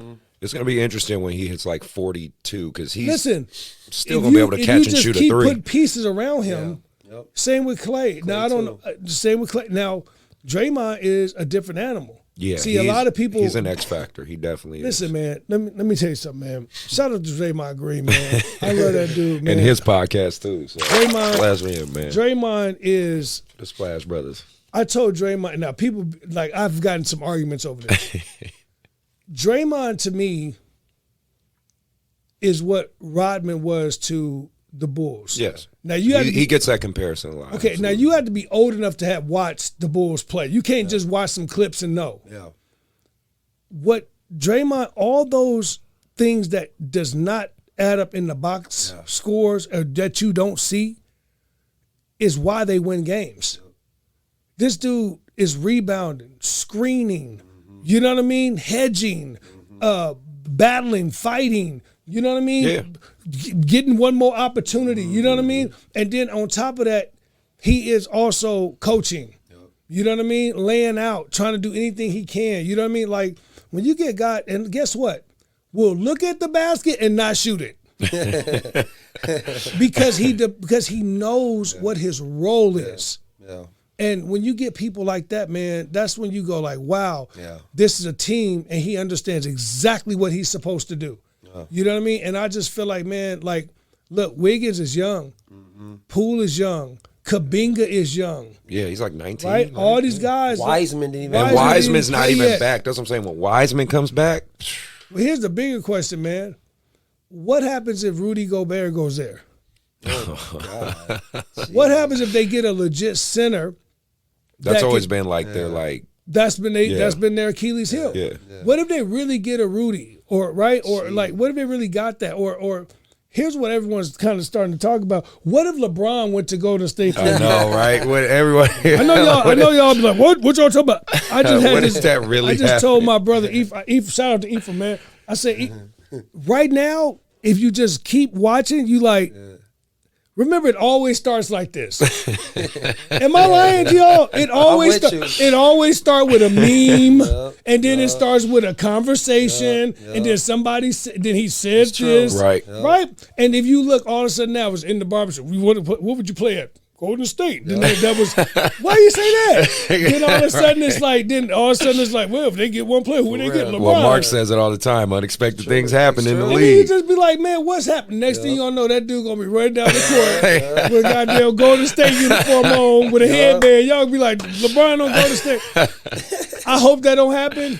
But that'd be crazy. I And hope we that- please, I hope that we don't was all happen. talking about that when KD went to the Warriors, or I thought Kawhi was gonna come to the Lakers. He go to the Clippers. So it's like, man, that you don't know what's going on right You now. really don't. If man. you KD right now, you a little salty, a little bit, He man, gonna have to get one. a little. He has to prove. Has to it be a now. motivator now. I think Steph Curry gets his 5th ring before KD gets a 3rd ring. I think so, and, too. And the issue is it's a core, man. Yeah. It's just understanding. Yeah. You know what I mean? Like Yeah. when Shaq played with Kobe. Yeah. If they probably could do that again, Oh man. they would have probably got 7 rings. Hell Yeah. yeah. You know what I mean? Like if they just could have figured out. Egos. Golden State don't got egos. They No, don't. man. They don't. No. They're So- very selfless. And the good part is they get pieces around them. Because again, you take an Andrew Wiggins, who at one point people were calling him a bust Yeah. because of how he was in Minnesota. Then you go to a Golden State culture where you can even see in the clips where they show Iguodala mentoring Wiggins. Like, you can definitely tell that organization is big on mentorship and growth. I mean, Gary Payton Jr.'s his journey, his story. I think I'm gonna do a little side podcast about that one day. But his story is so amazing. I mean, you think his dad's a clear Hall of Famer. You think his path would be easy. You know what I mean? You would think like, dude, look who your dad is. Like, you don't have to work for this. He was like out. He was scraping just in the G League to get a spot, and now he's a legit role player and a legit go-to fan favorite for Golden State. Was raw business to me, man. I had seen an article about GP that said that he was on his way out, and he had actually went to Golden State to ask could he do the film. Video coordinator. That's crazy. Yeah, but that lets you know his mind. Yeah. If you listening, you know what I mean? Like, that lets you know what someone's mindset is. Like, he had already said, man, if I can't do it this way, can I do it this way? Yeah. And that's the people you want. Yeah. You know what I mean? People that, and you can see it on the court, how you play. Man, that dude's a dog, man. Yeah. He is. Now you see it. Yeah, he is. You know what I mean? But what we talked about in the first 10 minutes of this, opportunity, discipline, waiting for your turn. Yes. And he That's did. Waiting for your turn. He know what I did. mean? So, yeah, he waited, and guess what? As soon as the opportunity presented itself, what did he do? He was ready, he was in shape, and he showed out. Yeah. And now just what you get. Yeah. You know what I mean? Period. And champ. Like, I even saw another little funny stat because, you know, all this stuff comes out because the Warriors won. Looney played every single game. Wow. Every single game. Hope they pay him. He didn't, yeah, for real. He played all the season, all the playoffs, every single game. Wow. It's crazy. Because, you know, nowadays with injuries and just everything. It's And you just guys like, got to know, Looney, you know, he had the hip surgeries. Yeah. Yeah. So the fact that this balled guy is able to actually be on a basketball court, I was talking to obviously I think Draymond about this, and he was just telling me that this guy's, you know, at the arena, you know, 2-3 hours before the games because he has to get his hips and all that worked on, and told me straight up, man, he was like, Looney, out of everybody on the team, this guy has never been late to win anything. He's an Iron Man. He's a true You know what I Iron mean? Man. So, yeah, man, that's the discipline and the craftsmanship and the integrity and energy that, you know, we got to have. You know what I mean? And these young kids that might be watching the show, or these adults that's trying to figure out what they you got to have that, man. What we were talking about with you. Like, how do you split the time? The time is, man, you do what you need to do and you take care of that. Period, man. That's it. There is no gray area. You know what I mean? And then when you get a little bit older, then you might be able to be like, oh, okay, I'm finna relax and do this now. Yeah. But I just know, man, for me, like that 17 years leading up to where I'm at now, bro, it was, you would never see me, still today, you'd be like, if I show up, if you see me in a club, it's like, It's a network. Like, it's a network event. hey, like, damn, He's Dion here, networking. like, man, I'm walking through to get something. Like, I'm even like, I'm trying to go over there. But you gotta, it's just gotta be that, man. You know what I mean? Like I It's said, just gotta he's a be ghost, man. It's gotta Deon's be a that. ghost, bro. But no, okay. So last NBA question before we move on to the closing of the shows and stuff. But what does the rest of the league do now? I mean, it's pretty interesting landscape now. There are a few like Gobert and obviously Braun. There could be some power moves in the Eastern Conference. That Milwaukee-Boston series to me was really good, but obviously Milwaukee didn't have all the pieces. Obviously a huge piece with Middleton. I'm just thinking like, man, no, I don't know. The rest of the NBA, it's going through the Warriors. Either way, all roads is going through the Warriors. They do all those splits and all that stuff, but I agree. Like that Warriors team reminds me so much of the Bulls team in terms of like just the front office, in terms of Kerr and the coaching staff. Because now all you got to do is just pieces. Yeah. Look, I truly feel like the reason that Milwaukee was not able to make the jump is because they did not pay PJ Tucker. You got, look, man, all of it matters. Yeah. So people might be like, oh, you don't need him because you needed him. And if you watch the series they lost to the Celtics, PJ Tucker was a factor. What? He was a factor. what would he have done out there? For sure. He gonna hit the corner three. Right. Yeah. He gonna lock up on defense. Yeah. He's capable of getting you 15 or 17 if you need it. Yeah. Right? But all them loose balls, all them 50-50 balls, right? All that toughness, you lost all that instead of just paying that man a little bit of money and being like, yo, let's run it back with him. Yeah, sure. Right? And then he gave all of that same energy to Miami. Yeah. Right? You're right. So And he gave all that Miami, same. Miami just they need made it there. Miami just needed a couple more pieces, but Yeah. but what I'm saying is I feel like it's now all. I'm not going for no hype, man. Look, I'm gonna say this now. I seen the thing on Vegas. It was like the Clippers is plus 800. I'm going like, man, if we keep on, I'm tired of talking about the Clippers, man. The Clippers don't I'm make tired. that. Every time you be like, oh yeah, they got him and they got him. It don't matter, man, because it's the chemistry. Yeah. It's Culture. the chemistry, man. And that's exactly right. The culture of the team, man. I'm looking forward to New Orleans. Okay. Yeah, that's a good pick. Healthy Zion. I'm looking forward. That team was raw, man. Like I really liked watching them play, man. I'm very curious of the Bulls.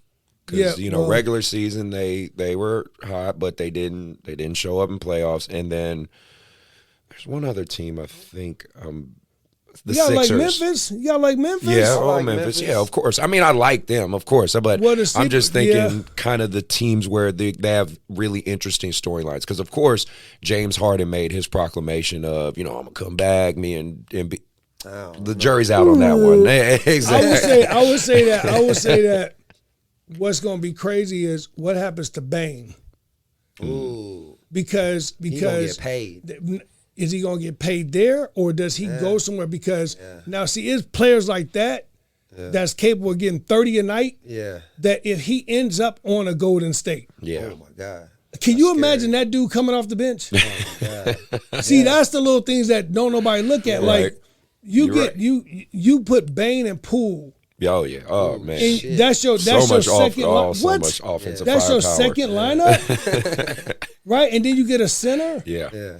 Yeah, That, that's what I'm like, saying. There's pieces like that, man, where you be like, yo, that's crazy. It's funny that you're saying all that just because, like, what makes Golden State so great besides the players and the coaches is the front office. Yep. Is that we don't even know it unless you really know basketball, that Bob Myers and all them are going to make a move like that. But Yeah, like, damn, right. I didn't even see that. Like, right. They saw the Wiggins and everybody was not like, Wiggins? Like, Yeah, nah. yeah. But for me, as a Laker fan, you know what I'm saying? I like what Darvin Ham's saying. Everybody just need to be healthy. I still believe in the king.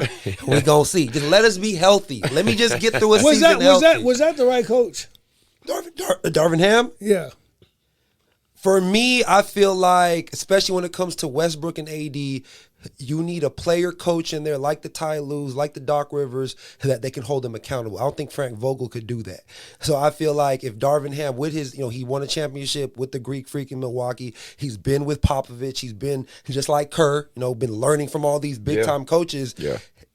They got to listen to him. I know he don't got the experience, Right. but I mean, Kerr did it 1 year. There was another 1 year. The coach from Boston, first year. They all respected him. I know Ime you're talking about. Yeah. Adoka. Yeah. So I feel like Ham has that pedigree. He's been an assistant for a lot of winning teams for a long time. You know what I'm saying? He's been and he's played the game. I gotta watch. I gotta watch this. It's season. going to be man. some interesting storylines. Westbrook got to come off the bench, though. That's my thing. He got to come off the bench to lead the second unit. Right. AD got to be healthy. We back in it. That's true. I think that's a problem over there. Yeah. I don't see that working. With Russ. It just doesn't fit. But who I would knows? also say I think that Darvin Ham is I think that's the jury's out on that. Like I feel like for sure. I feel like with that level of organization and players, Expectations too. yeah, it feels like you wanted to go get someone. Okay, I feel like you wanted to go get someone that not only had the experience, Yeah. but you wanted to have someone that like Has that aura, has that respect. yeah, respect. And so look, Mark Jackson's interesting to me. Yes. I thought whatever you might say about Mark Jackson, I thought that Mark Jackson would have been number one, the best coach for Sacramento. And I thought he would have been the best coach for the Lakers. And the reason why is because if you just listen to him, you understand very quickly that he has the gift of gab. Like, in other words, he's done it, Yeah. right? Like, in other words, he's played, he's Right. Mark Jackson. Right. But he just got that swag about him in terms of like, You know he's willing to fight for it. You know he's been there before. You know he's a gritty New York guard. Yeah. You know what I mean? It's a lot of energy that comes with him that I believe look, he got Golden State there, and then he set the cornerstone. He set right foundation. now. Yeah. He set He the set the foundation. foundation, I just absolutely. think that him with LeBron would have been great. I really thought that him with the Kings would have been phenomenal. I'm not sure about what the Kings are doing. I don't know what's wrong with them. I don't know why they keep doing That's stuff. a whole nother topic. I don't know why they keep doing the stuff they're doing, man. I don't know who's in there talking, but man, like the mere fact that Bobby Jackson wasn't even on the top 3 list as the head coach for the Sacramento Kings, after you done had this dude be the blue collar guy for the community. Yeah. When you have organizations like that, like here in Sacramento, you got to listen to the people. Yeah. That's what Memphis has. Yeah. That's what New Orleans has. true. You know what I mean? That's what the Lakers has built. They built culture around You're the right. team. Sacramento has completely removed themselves from the culture. Yeah. The culture is telling you, we like him. Yeah. You know what I mean? He's in the community. He's a dude that took you guys as far as you ever went. Yeah. Oh, yeah. He went and took your D-League team and won a championship, was undefeated. Respected. Right? He's respected by all. Yeah. He's a hard-nosed, gritty guy. Yeah. You know what I mean? And He's a he has cool brother. And he has a great philosophy. Like, why would you not give him an opportunity? That's crazy. So I feel like, a lot of this stuff people miss just because they're not paying attention. Yeah. You're right. You know what I mean? So, anyways, I just back to the Lakers. Next year is going to be interesting. We'll Yeah, say we'll see. we'll say that. I wanted to talk to you because I always been bringing this up because I always love getting my guest take on this, especially because we played basketball. What are your thoughts on the NIL? Basically, the college guys being able to make money now. I mean, first off, I'm an advocate for it. I think it's a great thing. You know It's what I great, mean? yeah. Because the NCAA is corrupt as shit. But I was just curious what you thought of it, or if you had any thoughts about it. No, I think it's great, man. Look, the as long as there's some foundation around kids getting money, I think it's fantastic, man. Yeah, when you pull it back and you watch the organizations, these colleges that have made billions of dollars off of. But look, man, a little bit of this is like, they are making that money. Mm-hmm. But for a long time, man, giving kids an opportunity to go to school and get a scholarship was massive. Exactly. You know what I mean? But now times have changed, and now it's like, a kid now understands, like Zion, or this kid that's at Duke. Very quickly, this kid's selling, 200,000-300,000 jerseys. At $60 a pop. Like, he should be getting. It's like that's my name. You start adding the numbers up. It's that, like, man. wow. Yeah, but that's been happening for a long time. So I like the idea that I think that it's not completed yet how it's going to be. Mm-hmm. But I like the idea that now what happens is when you start stacking the money up like that, now I'm sitting next to you on a team. And you got $1 million in your bank account, and I don't have $5. I know. See, that's the part that becomes very hard when you start talking about college sports now, because college has always been like high school, where it's like, or high school has been like, we both don't have no money. You just hella dope. And it can, right, and it can become confrontational, or it can become, jealous and envy and struggle. So you got so I feel like they have to have some things around that, man, because if you, I like that. What's take. the kid, That's Mikey? Mike, Williams, that's the whatever? one I was gonna say, because when he steps into college, he's going to get paid, because even right now, currently, I think he has like 4 million followers. And, but I mean, you got stuff. a kid like that, a freshman at your school making $3.5 million a year. It goes back to what we talked about before, which is he a gym rat? Does he love it? Yeah. You know what I mean? That's true. And is his head on right? Yeah. Based on the fact that now what me and you went through in college, we trying to get some chicken at KFC, you know what I mean, and trying to sneak in the club. This dude already pulling up in the bins and got all the stuff, you know what I mean? It's no different though than baseball players that play in the farm system. They've been getting paid like that for a long time. So when I went to San Diego State, Tony Clark, who's now I think he's like, what is he for baseball for the MLB? He's the was like a batting coach, or no, he's the president of players players president, I believe. Tony Clark was a basketball player. Wow. San Diego State. Yep. Wow. Hoop, 6'6", 6'7", back to the basket, get buckets, everything. But he was also at the time signed to the Detroit Tigers. So he was also making like $850 or $1 million a year as a baseball player. So we would be coming to practice and he'd be pulling up in, 700s, Benzes, you know what I mean? You be like, damn, got all the stuff, got massage therapists. You like, who is this dude? So it's no different than what they've been doing for a long time. But I think because of this phone and social and all of that now, you got to just be careful, man, because we don't know, we don't know. And poverty lines are different a little bit now too. So here you are, you come from the inner city and you got a dude next to you making $1 million. And like I said, you don't have no money. So it'd be interesting to see if there's a world where when those players go to those teams and certain things happen, is there a way to kind of help the teams a little bit That's too, true. or, help those other players with a little bit of capital as well? Yeah, I agree. I mean, it's like you said, it isn't set in stone yet. Well, that's why it circles back to my other question, because, you've obviously been able to find good success and make some money. I'm able to make my little money here and everything, but the things we've learned now on how money works, how credit works, how, I'm in like stocks and bonds and little things like that. I'm about creating wealth, right? Creating generational wealth, because I want my kids to have something.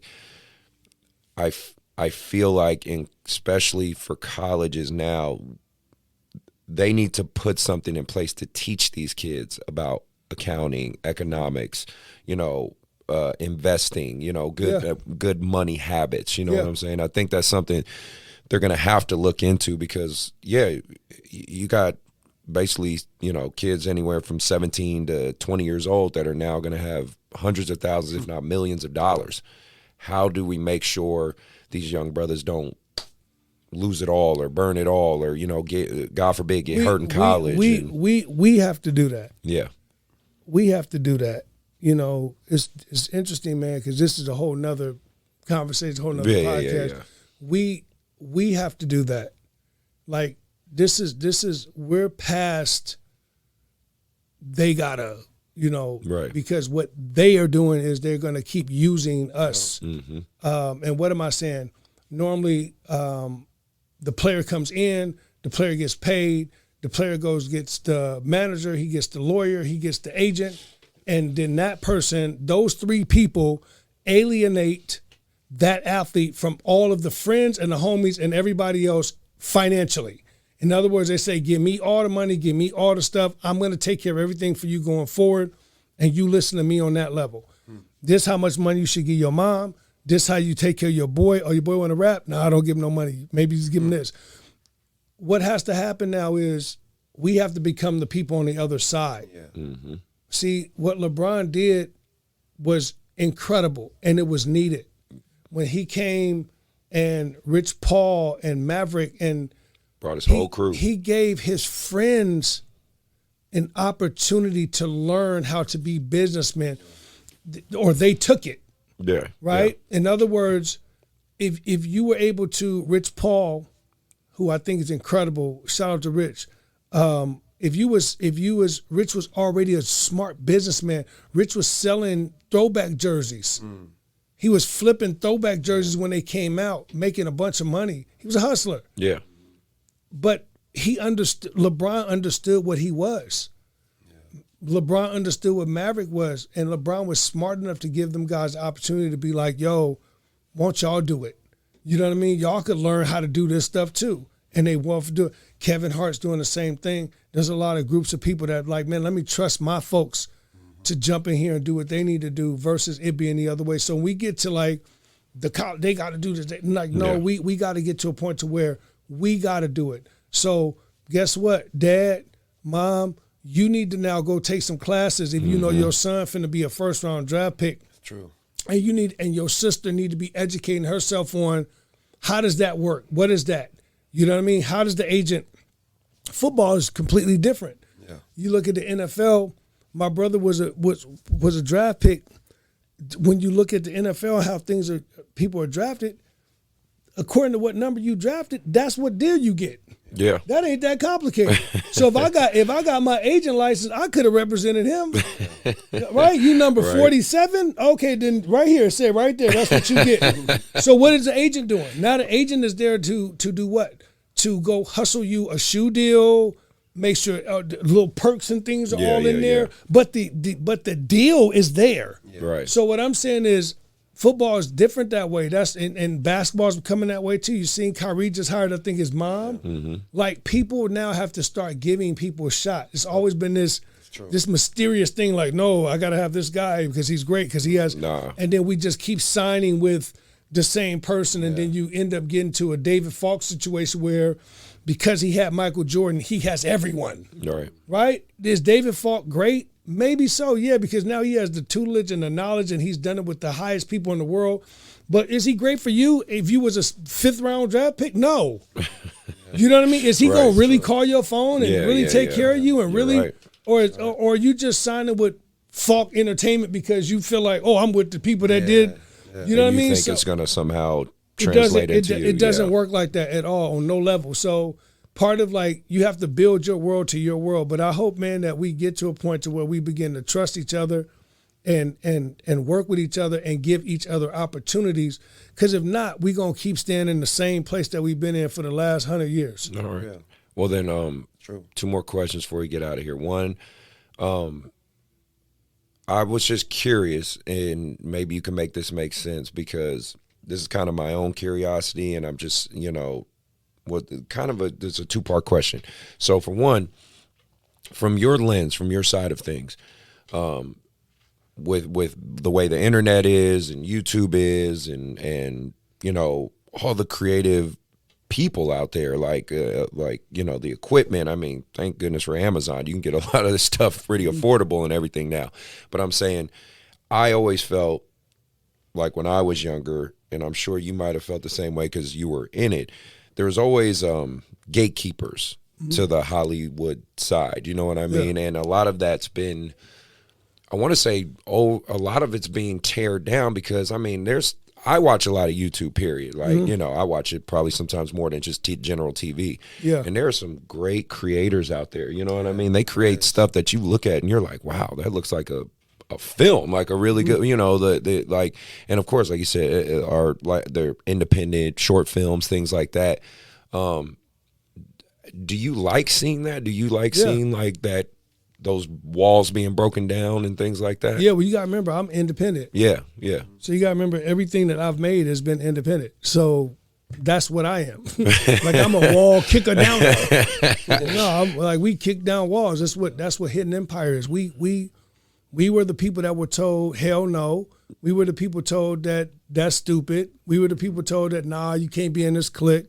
We were the people told that, nah, you don't fit with this group. Mm-hmm. We were the people told that, no, you hoop and you wear your hat backwards. I don't think you're a director, right? We were those people. Right. So we became the people that said, you know what? You're not the right type of person, because film is art. Yeah. Yes, it is. Right? I'm the culture. Yeah. You know what I mean? Like I live in this. Yeah. I didn't, so we became that. We became, driven by like, yo, man, let's go make our own shit and do it and put it out. Nice. We became the people that was like, yo, let's go make the film, and then they won't give us distribution. All right, we'll go put it in the movie theater by ourselves. We were those people. Wow. Meet the Blacks was done independently by ourselves and then put in theaters by ourselves. That's to open number 4 in the world. That's right? Wow. Like Traffic, same thing. Like, that's us. Like, man, y'all not gonna let us rock? Okay, cool. We'll figure it out this way. You know what I mean? And we'll keep figuring it out until you be like, oh damn, they pretty good. Why don't y'all come over here with us? And now we don't want to be over there with you. You know what I mean? Because we want to be on the side of the coach. We want to be on the side with them people. We want to be on the side with the people that's like, yo, man, I got it in from the mud. I built it this way. I did it that way. We are the only people that gatekeep ourselves. Yeah. Think about that. Like, we the only people that we gatekeepers. True. They be talking about this mysterious. Like, I be watching some of the stuff. Sometimes you go down a YouTube hole, you start seeing the Illuminati, and you be like, it be scaring me. I be like, damn, what is, the kids, they came, and I'm like, man, this is crazy. I don't know none of that. All I know is I want to make a goddamn movie and put it out, and you can have the rest of that. You know what I mean? But what I'm saying is, like, man, the when you say gatekeepers, I automatically, my brain goes to, do you know how many black people I've met in the industry that are more locked off than the others? Wow. That's too Do you know bad. what I mean? That's crazy. That's It's what too it bad. is. Look, it's what people don't want to talk about. We gatekeep ourselves. That's too bad. You don't want to give me an opportunity. You know what I mean? Like, or no, you don't want to, you can't jump in my film. But then yet, this great black actor or great black actress, and let me think about, let me see your script. Let me read this one more time. Right. You're doing all of that, and then you don't give me the opportunity, but then yet, this white woman with multiple Oscars meet me one time and goes, oh, I love you. I'm getting in that. Whatever it is, tell me where to be. Nice. That's cool. What you want, man. Yeah. So that's why I always say it's colorless. Like passion and integrity, and you have to find, I'm done with the color. Yeah. Like, even with what I do socially, in terms of social justice, you need allies. You can't do this by yourself no more. You know what I mean? This is not a like everybody black stand up and we doing it. No, you need allies. That's why it hasn't worked. Yeah. You need white people. You need Asian people. You need gay people. You need whoever the hell it is. You need people to be like, yo, that ain't right, and I'm rocking with them. Nice. You know what I mean? You're right. So once you understand that, then you understand this is what the business is too. So you got to be like, man, I'm a young black filmmaker. I'm trying to do this independently. I came in like that. Yes, there were several incredible black people that I love. That's my brothers and sisters right now that gave me great opportunities. But there were also so many where I'm like, damn, it's like that. Yeah, you know what I mean? Like, why y'all do that? Yeah, you know what I mean? exactly. Like, really? Like, and then you start seeing it. It's not about black or white. It's about people that just are like-minded. Yeah. It's about people that's just like, yo, I like what you're doing. Let me give you a shot. Yeah. Let me give you an opportunity. Let me explain to you. Let me show you. You know what I mean? And when you get to that world, man, it all just kind of like dissipates, and you only see one thing, which is I only see people that want to help me, and I only see people that don't want to help me. Yeah. You know what I mean? So you go like, okay, he don't want to help me. I'm not dealing with him. Nope. I don't care if you don't have no arms, and you like, oh yeah, I work at the studio. I'm helping. I'm with him. You know what I mean? So it's just that's the energy, man. So I'm saying this because I want us to get out of the mentality like, yeah, we got to come. Like, no, man, go find people that are willing to help you. Allies, like you said. Yeah, go find people that's willing to lay down, man, and help you get to where you need to get to, man. Don't shut off this side because you feel like, oh, it's trying to be that. No, you become that. Once you get on, then you be the person that you couldn't find. Yeah. You know what I mean? Man. So that's what I feel like I'm trying to be too. If you look at any of my movies, man, I try to put everybody in there. You know what I mean? I saw when I was watching Fatal. Yeah. In the bar scene with Hillary Swank. Yo. Yeah, you put I saw that. Shout out to Johan, man. Yeah, I hoop with him and all that stuff. And I was like, wait a minute, I like that. I think Yo's been in 5 of my movies. Yes. He's a great actor, by the way, man. He's getting ready to be in this movie Free Agents, which I'm really excited about. But nice. Like find people, man, that just want to help you and stay with them. I don't care what color they are. We got to get out of this whole like, man, because we won't do it. We don't unify like that. You know what I mean? We don't rock. But it's true. It is, man. It is. And it's just got to be to the point where we got to be like, yo, we have to build that way. Yeah. I have to network with people that want to network with me. And then I got to go find people that, from the culture that might be black, that feel like me. And then we create that group. Yeah. But everybody not happy for you. Yeah. Everybody not excited for you. Everybody not feeling you. You know what I mean? And we get a lot of that. You know, like just because, like I told you when you started your thing, it's like, man, everybody not finna, you know, rock with you that way, you know? Yeah. It's unfortunate, man. And you know, I'll close with this. Like right before Nipsey died, you know, we was spending a lot of time together, hanging out, was getting ready to do a film. And I remember just sitting with him, man, and just conversating about community. And him, like me, like, I'm independent. And he's like, man, I'm trying to do that, I'm doing that. And I'm like, man, I'm doing this, I'm doing that. And aligned in so many really cool ways together. And then when you see what happened to him, you know what I mean? And you see it happening over and over and over again, you go, man, what is going on? I know, right? You know what I mean? Like how? Like why? Like what? Like how is it that we getting gunned down in our own communities? You know what I mean? And so that's got to stop. And then what else has got to stop is, man, we got to stop with when we see something, you know, happen over here, we march and we yell and we scream and we do all that. But then when we see us do it to us, ain't no conversation. No, hell no, yeah. I hate that. This is real, man. Like, that. This is real. Like, when we mowing down each other, ain't nobody got nothing to say. Shit, you know what I mean? But then when you see a Karen, it's like, oh, man, you could just, like, it's like, man, I get to the point sometimes, man, I don't like that, and I absolutely don't like that. Do you know what I mean? So we got to also say something to our community, man, and we got to we got to help hold each other accountable. So that's why I said, man, you guys are in a special place because you grabbing the youth. And what the youth don't know is some of them kids that's 8 and 9, they going to end up growing up and being rivals. Right. Mm-hmm. Right? Yeah. And your job is to make sure that whatever side of the fence they end up being on, that they could always pull from that time they all played together. Yeah. And instead of them going to fight it out or shoot it out, they be like, damn, I played with him.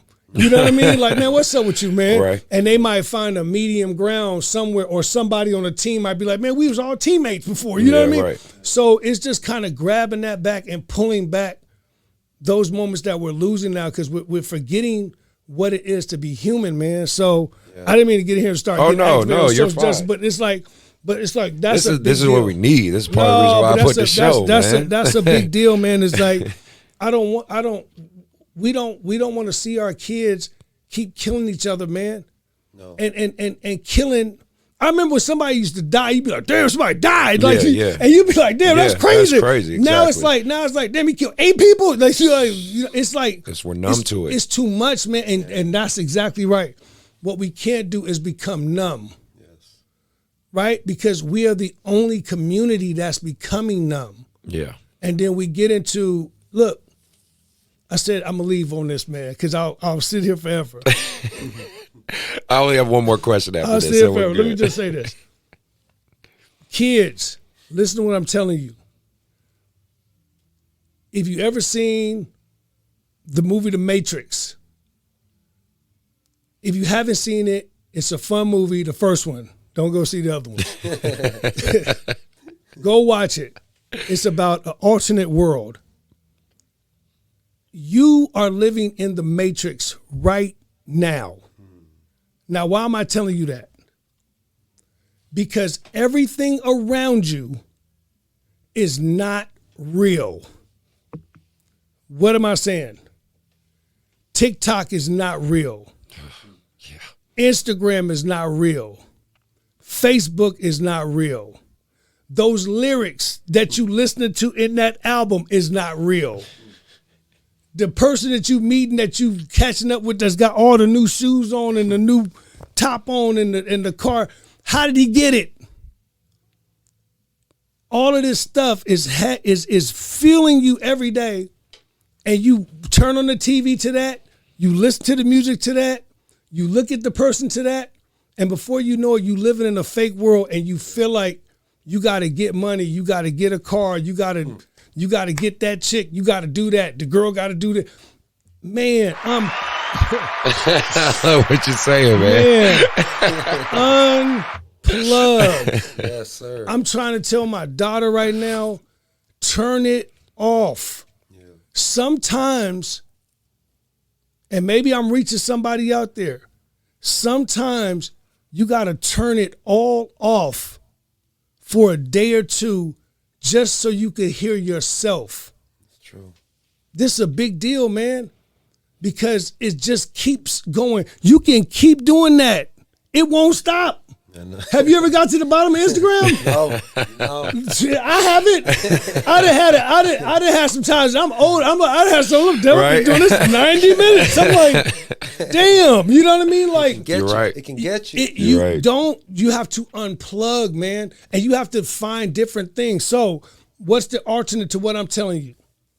If you go on your page, I try to preach this a little bit to kids. I try to tell my daughter, on your page, go find other things outside of your wheelhouse to put in there, because it's an algorithm. So when you're looking at what Uzi Vert did or what Chief Keef did or what Young Thug is locked up with, you looking at, you keep going down that rabbit hole of who in Chicago finna shoot who, and just stop for a second and be like, yo, I'm finna add in here, I love this movie, so I'm finna follow movies. I love alternate music. I love Sade. I'm finna follow people that make music like Sade. Yeah. Man, I won't never tell anybody, but I'm interested in design. Yeah. I'm gonna go follow a bunch of design outlets. So now, even if you're just doing that, there's something different hitting you, right? You're turning your key slightly away from what they want you to do. Yeah. It's a reason why those songs are the top songs in the country. If you flip to the other channel, they're not doing that. If you flip to there's no rock band talking about killing the other rock band. There's no country music star talking about murdering the other country music star. Yeah, you're right. Just trust me on this, man. Like I'd be like, yo, y'all don't see this, right? But you think differently. Yeah, but it's our job to let people know that. I agree. That's you know that, like, I'm glad you're saying it. And those blog sites where everybody on there, like, bro, like we the only people doing that. Yeah. And y'all opt into it, and you opt into murder, and then at the end of the day, you opt into everything else they're doing to us, and then once you keep doing that, it's a wrap. Yeah. And understanding that the other side of this is everything you do, they stealing from you. The way you tie your shoe, the way you move, the way you talk, the way you wear your hair, the way you pull your clothes on, the way you write a dude took a shoe, flipped the Nike sign, stamped the thing on it, and sold them the same Nike shoe for $25,000. You're an artist, man. You're a poet, you know? So I just tell people, man, like, I'm going to end with that, like, man, turn it off sometimes and unplug from the matrix. Stop going down the rabbit hole. Stop talking to people that you know damn well don't have the same integrity and energy as you, right? I agree. You got to get out of it, man. So if you 10, 12, 13, 18, 19, whatever it is, sometimes, man, you just got to be like, you know what? I'm cool. I'm unplugging. I'm gone. Yeah. No, that was great, man. That was great. Mark, did you have anything left? I know. No, that was cause I like what he's saying, because it's true. You know what I'm saying? Like, sometimes you can get caught up, you know what I'm saying, and just being on your phone and looking at stuff that in a way can take you away from really what your purpose is, you know what I'm saying? And a lot of what you see on your phone isn't that, you know what I'm saying? A lot of people get caught up in thinking like this is their identity, right? You know, trying to show to people that I'm this person because I got these many followers. I got to follow this blueprint to be this. And at the end of the day, that's not how we were created. That's not why we're in this world. So I loved everything he was saying. Man, you got to be dope in real life. Yeah. Yep. You gotta be. No, I agree. Yeah. Hey man, I'm dope in real life. Like, I'm serious, man. Like, that's only goes so far, man. Then you be like, damn, like, people, you know, what are you really doing, man? You leaning on the car, you doing? I understand, I get it, man. I think it's cool, man. That look hot, you know what I mean? Right. But who are you for real? Yeah. You know what I mean? And we got to teach our kids that, man, because we're the ones that's being influenced by the influence. You know, and at the end of the day, man, when everybody else turning Instagram off and now these kids is running banks, flipping the real estate, buying your brand. Yeah. Right? The same kids that's your age they get to a point where like, oh, that's interesting. Hey man, you want to sell that? All of a sudden now they buying what you are, and now you still on Instagram doing that, and they didn't flip the brands out of the brand out of you that you done made. Yeah. You know what I mean? So anyways, man, all right. I'm done. No problem. And on that note, I want to close the show out. Dion, man, thank you for doing this, man. brother. I Appreciate appreciate it. I want to do a couple quick shout outs before we get out of here. Shout out to Rodney, man. I know you probably gonna check this out. And you still suck as a ref. No, just fuck with Rodney all the time. Shout out to Kobe, man. Kobe Bird, appreciate you. Mark, did you have any quick shout outs? Oh man, Dion, thank you, man. This is one of our deepest shows, man. So I definitely happy to meet you, and definitely keep inspiring. Keep inspiring. Thank you, man. Thank you. Again, one more time, appreciate those who've been checking it out, who've been signing up for the Patreon. All that stuff's down in the links. I will have Dion's social media, his IG, on the links as well for the YouTube and the audio. So I definitely highly suggest follow this man, see his journey, support his journey. He's doing great work, as you guys can see on the show. Dion, man, I can't thank you enough for doing this, you, man. brother. I know, like I Appreciate said, you guys, I know man. it's been a year in the making, but no, I really love everything you're doing, man. And Thank you, man. again, like, I wouldn't be here if it wasn't for you, you here, helping man. me out, man. You did it, man. You did it. I'm trying, Congrats, man. I appreciate you. Everybody out there, be safe. Just, stay safe, man. Just keep your loved ones close. Tune in for the next show, man. I want to keep bringing good guests to you guys. And we are out.